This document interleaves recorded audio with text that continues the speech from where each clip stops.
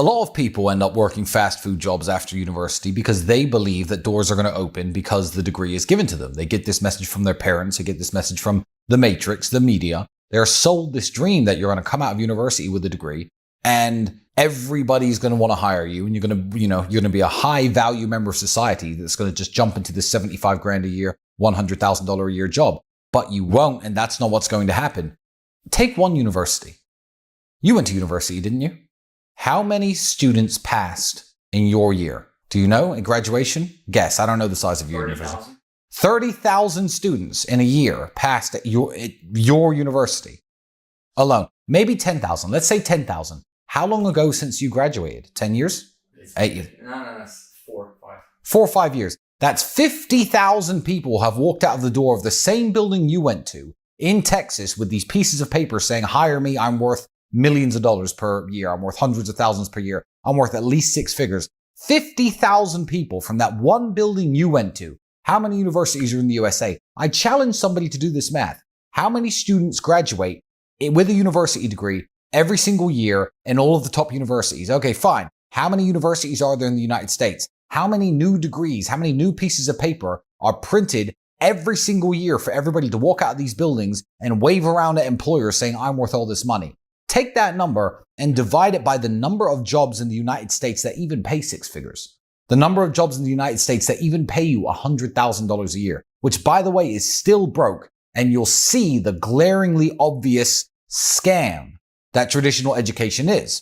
Universities used to be prestigious. You used to have to be smart to go to university. Now, any idiot can go to university. You can buy a degree, even if you're unintelligent. Universities used to be for the intelligent, the smart, the industrious. And they would go there and get their degree, and they'd be rare in society. The man walking around, I have a university education. People used to brag about having somebody like that in their family, and universities used to actually mean something. However, once it became clear that there was a big business here, a big racket here, that the banks were happy to fund all the students going there and pay you all your money, universities sprung up everywhere. You could do universities online from your house. And all these people are printing these degrees every year, which are utterly meaningless.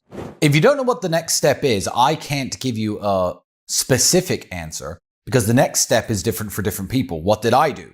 I worked on my sports career. I thought it might make me some money. It didn't. But I thought if I could become the world champion at kickboxing, I'll have some fame and some money and a good life, and I can use that money to invest in things and set myself up. And I pursued a sports career. Now, if you're not built like me, and you're not designed like me, and you're not big like me, maybe a kickboxing career isn't right for you. But certainly the world of professional sports is good for anybody with an athletic background. I'm terrible at soccer. You might be good at soccer. There's nothing wrong, instead of going to university, applying yourself towards some type of professional sport, whether it be long jumping, weightlifting, boxing, whatever you're good at. Because these people, let's be honest, are some of the most successful people in the world. When you talk about who are the richest, most successful, most famous people in the world, you don't say the guy who went to this university, the guy who went to that university. You're talking NBA, you're talking NFL, you're talking soccer, you're talking baseball, you're talking boxing, you're talking golf. So professional sports is a very, very good outlet to drive yourself into, because even if you don't make the big money, like I didn't, because I didn't, you learn a lot of hard lessons along the way. You're in great physical shape. You've learned how to deal with ups and downs and wins and losses and injuries and setbacks. You're far more prepared for the world, I believe, after a 4-year career in boxing, which ends abruptly before you made any money, than you would be if you spent 4 years studying something generic like business. I've never purposefully been a clown, and that's what a lot of these people, even if some of these streamers do grow up to be, I guess, mature adults when they're in their late 30s and 40s, when they're closer to my age. If they do, I think they'll look back at their content and be deeply ashamed of themselves, because I think that they are purposefully being clowns. They're purposefully acting stupid and saying and doing very stupid things. Although I don't agree with everything I used to say, and although I don't smile at my old content pridefully a lot of the time, I never purposefully acted like a clown. I never made a joke out of myself or a joke out of my life. I always said what I believed was true at the time, and I always did what I thought was right or smart at the time. So as many things as I got wrong when I was younger, I was still a young man doing my very best, to make it, out there in this cold world, and I became rich as fuck eventually, so it must have worked. Yeah, don't make a clown of yourself.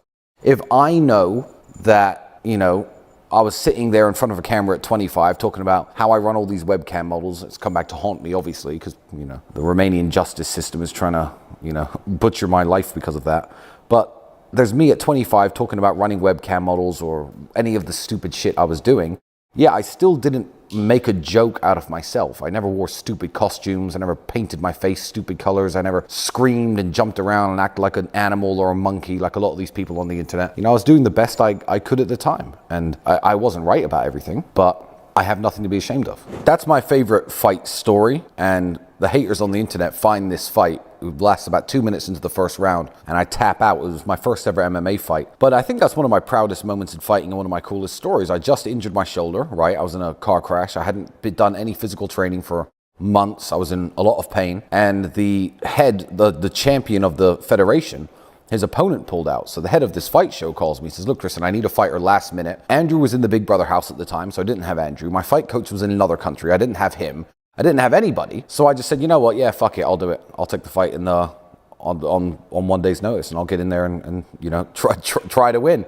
I didn't win, but I think that's one of my proudest stories in fighting, and it's a pretty cool story, if you know the background to it. The fight, at the very beginning, we were talking with the rules, and they said, look, because you've come in last minute, would you like to alter the rules? Maybe the first round, no wrestling, so it's just going to be stand-up, which is your arena. And I said, no, I don't want to alter the rules at all. I would like the rules to be full MMA rules, and I want the rules that way, because if I do knock him out, then I've won, and I'm not going to have him making any excuses. So I spoke very rudimentary basic Romanian at the time, but I heard his corner just telling him to grab me and wrestle me. So I threw 11 head-high kicks in those 2 minutes, I believe, 11, because my arm was injured, my shoulder was injured, I couldn't jab properly, so I couldn't line up my right hand, and I knew if I could catch him with a head kick, I could actually knock him out. It didn't work. One of the kicks I missed, and I span around. That's how he grabbed me from the back and got me onto the ground for the first time. And I essentially tapped because I got off the ground the first time just by brute forcing my way up. And then when I tried that the second time, my shoulder was slipping out of place as I was pushing him.